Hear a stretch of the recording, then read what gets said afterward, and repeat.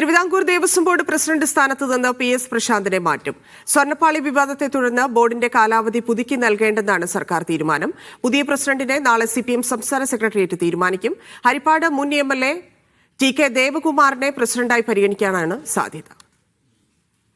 Devaswom board ഭരണസമിതിയുടെ കാലാവധി നീട്ടി നൽകാനുള്ള ആലോചന ഒഴിവാക്കിയാണ് പുതിയ ഭരണസമിതിയെയും പ്രസിഡന്റിനെയും നിയമിക്കാനുള്ള CPM തീരുമാനം. 2 വർഷമാണ് ദേവസ്വം ബോർഡിന്റെ കാലാവധി. ഇത് തുടരാനാണ് തീരുമാനം. ഇതോടെ കോൺഗ്രസിൽ നിന്ന് CPM-ലെത്തി ദേവസ്വം ബോർഡ് പ്രസിഡന്റായ PS പ്രശാന്ത് ഒഴിവാകും. പുതിയ പ്രസിഡന്റിനെ നാളെ ചേരുന്ന CPM സംസ്ഥാന സെക്രട്ടേറിയറ്റ് തീരുമാനിക്കും. ശിശുക്ഷേമ സമിതി മുൻ അധ്യക്ഷൻ SV ദീപക് ഉൾപ്പെടെ പല പേരുകളും CPM പരിഗണിച്ചിരുന്നു. എന്നാൽ ഹരിപ്പാട് മുൻ MLA TK ദേവകുമാർ പ്രസിഡന്റാകുമെന്നാണ് സൂചന.